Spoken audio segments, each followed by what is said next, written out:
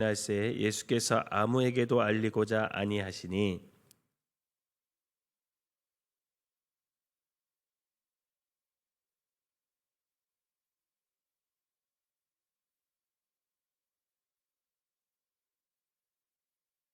그러나 제자들은 이 말씀을 깨닫지 못하고 묻기도 두려워하더라.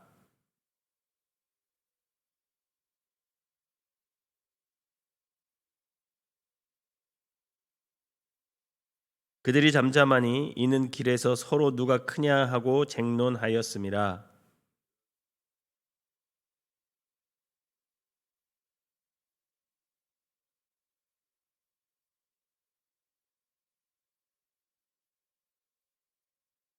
어린아이 하나를 데려다가 그들 가운데 세우시고 안으시며 제자들에게 이르시되 누구든지 내 이름으로 이런 어린아이를 하나를 영접하면 곧 나를 영접하며 누구든지 나를 영접하면 나를 영접함이 아니요 나를 보내신 이를 영접함이니라. 아멘. 거룩한 주일 첫 시간을 주님께 나와 예배하는 여러분들에게 하나님의 은혜가 함께 하시기를 주님의 이름으로 축원합니다. 예수님께서 이제 마가복음 9장에 오늘 우리가 지금 읽은 본문 전에 보면 말 못하는 귀신을 내어 쫓고 그 장소를 떠나서 갈릴리 사이를 지나시면서 이제 제자들과 함께 따로 또 어디론가 향하십니다. 그런데 이번 여행을 할 때는 예수님께서 누구에게도 알리지 않으시고 여행을 떠나기 시작합니다. 30절 후반부에 보면 이렇게 돼 있죠. 33절 후반부에 보면 30절 후반부에 보면 예수께서 아무에게도 알리고자 아니하시고 이렇게 나옵니다. 예수께서 아무에게도 알리고자 아니하시니 여러분 그럼 왜 예수님께서 아무에게도 알리지 않으시고 갈릴리 쪽으로 이렇게 가셨을까? 그것은 이유가 있어요. 왜 그러냐면 제자들에게 집중할 필요를 예수님께서 깨달으셨어요. 많은 사람들에게 사람들의 이제 병들을 고치시고 또 귀신을 내어 쫓고 하나님의 말씀을 전파하는 것도 굉장히 예수님의 일이 중요했지만 예수님께서 이제 십자가를 지실 그날이 가까워오면서 한편으로 예수님이 중요시하게 여겼던 게 뭐냐면 제자들이었습니다. 이 제자들에게 집중하여 제자들을 좀 가르칠 필요를 느꼈어요. 그래서 31절에 보면은 뭐라고 하냐면 이는 제자들을 가르치시며 이렇게 표현이 되어 있죠. 즉 예수님께서 제자들을 가르치시면서 집중할 필요를 느꼈기 때문에 아무에게도 안 알리지 아니하고 이제 제자들과 함께 여행을 가기 시작합니다. 예수님께서는 제자들이 말 못하는 그 귀신을 내어쫓지를 못했어요. 원래는 그런 능력이 처음에 있었어요. 예수님이 부여했죠. 그래서 둘씩 짝지어져서 전도여행을 보냈을 때는 갔다 와서 뭐라고 얘기했냐면 우리가 주님의 이름으로 귀신도 쫓아내고 병도 고치고 하늘나라를 선포했습니다. 막 자랑하고 그랬어요. 그런데 그런 때가 있었지만 예수님의 제자들이 그 바로 이 본문 오늘 본문 전에는 말 못하는 귀신을 내어쫓지 못했어요. 그런 제자들의 모습을 예수님이 본 거죠. 또 이 제자들이 주님의 말씀을 깨달을 때가 됐는데 깨닫지 못해요. 자꾸 주님의 말씀을 왜곡되게 해석을 하고 못 알아듣고 그런 모습을 잠깐 보여요. 더군다나 기도에 대한 부족함이 제자들에게 있었어요. 예수님께서는 이제 곧 당신이 고난을 받고 죽임당할 일이 다가오는데 아직도 여러모로 부족한 제자들을 보면서 제자들에게 집중하여서 제자들을 가르칠 필요를 느끼신 거죠. 그래서 예수님은 오늘 제자들에게 집중하기 위해서 아무도 모르게 이제 예수님께서 여행을 시작합니다. 그럼 여러분 예수님께서 제자들에게 가르치려고 했던 내용이 뭘까? 그게 31절이에요. 여러분 31절 한번 우리 같이 읽어볼까요? 시작. 이는 제자들을 가르치시며 또 인자가 사람들의 손에 넘겨져 죽임을 당하고 죽은 지 3일 만에 살아나리라. 아멘. 지금 예수님은 제자들에게 가장 필요한 배움은 막 귀신을 내어 쫓고 병든 자를 고치고 뭐 이런 게 아니라 예수 그리스도가 이 땅에 오신 목적, 그것을 바로 알 필요가 있음을 예수님이 깨달으신 거죠. 그래서 제자들의 가장 필요한 배움은 예수 그리스도의 고난, 죽음, 이 부활에 대한 진리를 깨닫는 것이라 생각했습니다. 왜냐하면 예수님께서 세상 죄를 위해서 고난받으시고 세상 모든 죄인들을 위해서 대신 죽으시고 모든 죄인을 구원하시고 결국 사탄의 세력들을 이기시고 3일 만에 죽음에서 부활하시고 이 땅에 만들어질, 그리고 앞으로 다가올 그 하늘나라에 대해 이 제자들이 알지 못한다면 하나님의 구속사역에 차질이 생길 것을 아셨기 때문에 예수님은 제자들을 따로 시간을 내어 당신의 고난과 당신이 또 죽음을 당하시고 부활에 대해서 이것을 가르치기를 원하셨다라는 거예요. 그런데 문제는 제자들이 이런 예수님의 마음을 알까요? 모를까요? 모른다는 게 문제예요. 모른다는 게. 32절을 같이 읽어봅시다. 32절 시작. 그러나 제자들은 이 말씀을 깨닫지 못하고 묻기도 두려워하더라.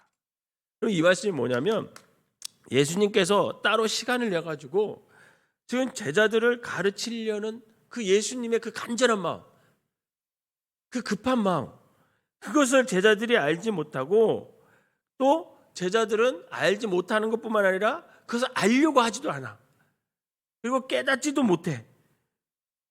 아예 주님의 고난, 죽음, 부활에 대해 제자들은 지금 알려고 하는 마음이 없다라는 거예요. 그럼 왜 제자들은 예수님의 말씀을 깨닫지 못하고 알려고 하지 않을까? 여러분 왜 그럴까요? 그들의 마음이 다른 데가 있어. 다른 데가 있어요. 이제 예수님과 제자들이 이제 가버나움에 이르러서 베드로의 집에 들어가게 됩니다. 마가복음에서 여러분 가버나움에 들어가서 예수님이 집에 들어갔다 그러면 베드로의 집에 또 가셨구나 이렇게 생각하시면 돼요. 이제 베드로의 집에 들어갑니다. 그리고 오던 중에 제자들이 서로 무언가 얘기를 나누는 것을 예수님이 보셨어요. 아마 예수님은 그들이 무슨 얘기를 나누는지 다 아셨을 거예요. 그런데 예수님께서 모르는 척하고 예수님께서 제자들에게 묻습니다. 33절 한번 읽어볼까요? 시작. 가버나움에 이르러 집에 계실 때 제자들에게 물으시되 너희가 길에서 서로 토론한 것이 무엇이냐 이렇게 물어봐요. 아마 제가 깨닫기는 예수님은 다 알았을 것 같아요. 이미. 왜? 바리새인들이 찾아왔을 때 이미 바리새인들 마음속에 무슨 질문을 할지 예수님은 다 알고 계셨거든요. 전지전능한 하신 하나님께서 왜 모르시겠어요? 아마 다 알고 이런 질문을 하셨을 거예요. 그랬더니 제자들이 어떤 태도를 보여요? 아무 말도 못해. 왜요? 자기네 스스로 생각하기도 스스로가 창피하니까.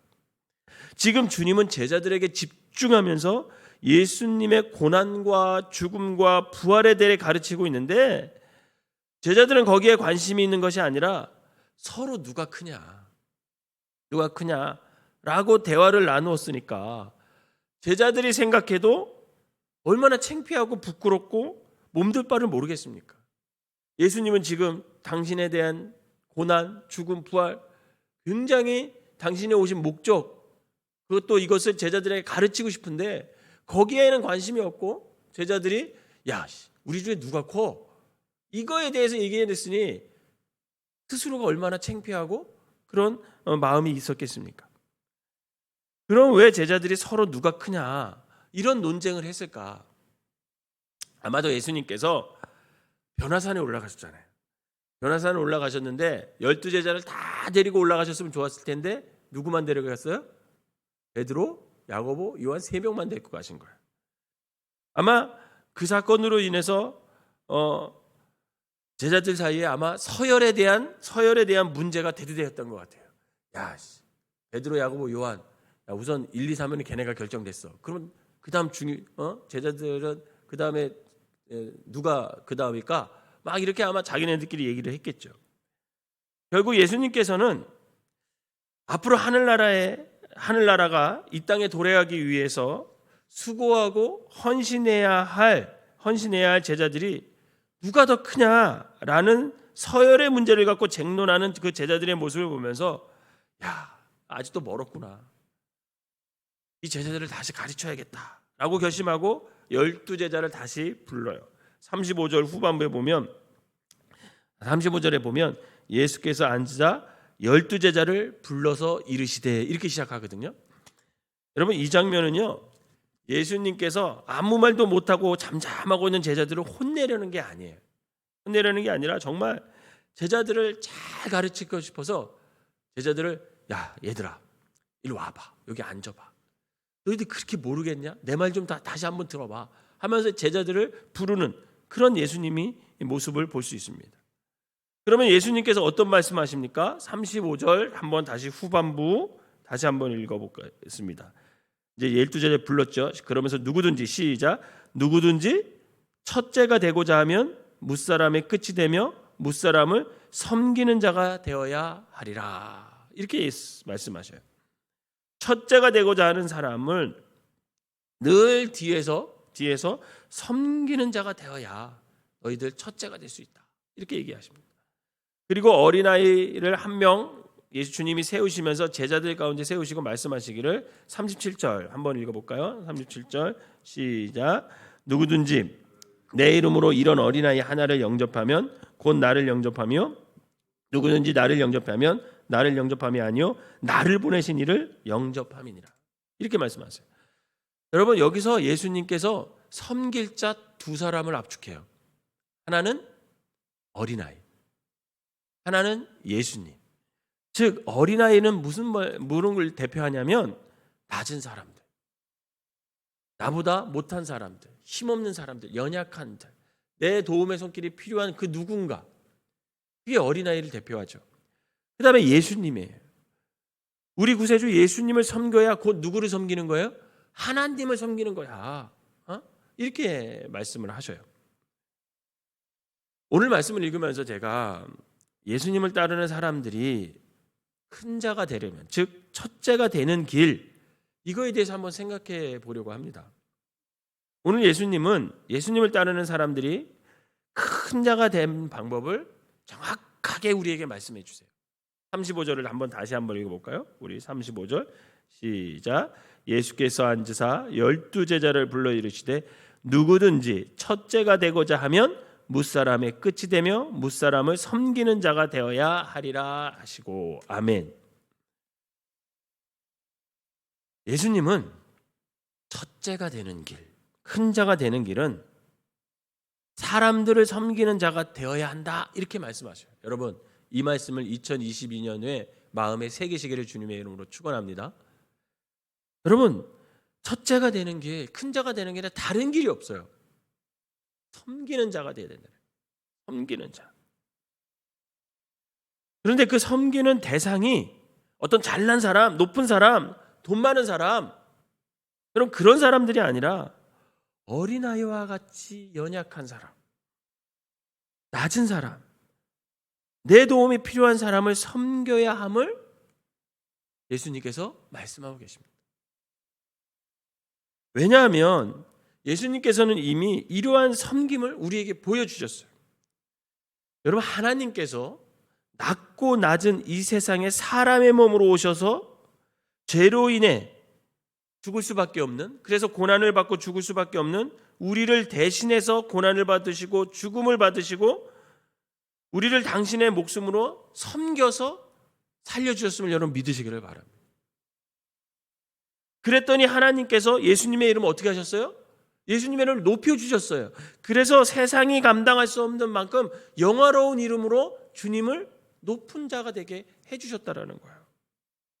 이처럼 진짜 섬김은요, 높은 자가, 가진 자가, 힘 있는 자가, 낮은 자를, 천한 자를, 죄 많아 약한 사람들을 섬길 때 진짜 섬김이 되는 것이고, 그 섬김을 감당하는 사람들이 결국 부활의 영광을 받을 수 있고 하나님 나라를 이 땅에 만들어가는 것임을 주님께서 가르쳐주고 있는 겁니다. 더욱이 낮은 자를 섬기는 사람이 결국 낮은 자를 위해 이 땅에 오신 예수님을 온전히 섬길 수 있음을 주님이 아셨기 때문에 주님은 어린아이를 앞에 세워놓고 제자들에게 섬김에 대한 바른 모습을 보여주고 말씀하고 계시는 겁니다. 어린아이를 섬길 줄 아는 사람은 주님을 섬길 수 있어요. 하는 성도 여러분, 그리스도인들이 첫째가 되는 방법은 오직 한 길, 섬기는 삶을 살 때 가능함을 여러분 믿으시기를 바랍니다.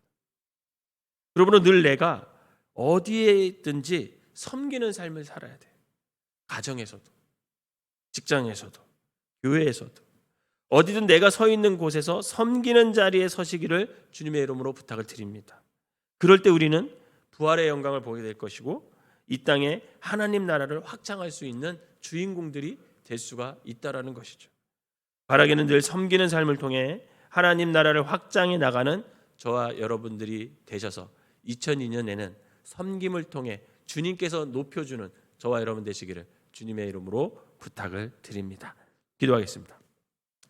사랑과 은혜가 충만하신 하나님 아버지 감사합니다. 2022년을 우리에게 허락하여 주시고 첫 주일을 아버지 하나님 앞에 나와 예배하게 하시니 감사를 드립니다. 특별히 이 새벽 제단을 지키는 우리 성도님들, 또 온라인을 통해서 예배를 드리는 모든 성도들을 주님께서 축복하여 주시고 아버지 하나님 2022년에는 우리가 아버지 하나님 더 섬기는 삶을 보임으로 말미암아 아버지 하나님 하나님께서 높여주는 귀한 삶이 될 수 있도록 인도하여 주시옵소서. 우리의 섬김을 통해 연약한 자가 세워지게 하시고 낮은 자가 높아지게 하시고 우리의 섬김을 통해 하나님이 영화롭게 아버지가 높여지는 놀라운 역사가 일어나게 하여 주시옵소서. 또한 아버지 하나님 우리가 교회를 아버지 가정의 안에서 또 우리가 서 있는 모든 곳에서 아버지 하나님 섬김의 자세로 살아갈 때 아버지 그 공동체가 살아나는 놀라운 역사를 보게 하여 주시옵소서. 우리가 2022년도에도 주님을 아버지 다 섬김으로 말미암아 예배로 섬기고 아버지 하나님 헌신으로 섬기고 물질로 섬기고 그래서 2022년도에는 더욱더 이 섬김을 통해 주님께서 주시는 아버지가 큰 은혜와 아버지 그래서 우리가 감사를 많은 사람들에게 나누며 살아갈 수 있는 믿음의 사람들 되게 하여 주시옵소서. 예수님의 이름으로 기도하옵나이다. 아멘.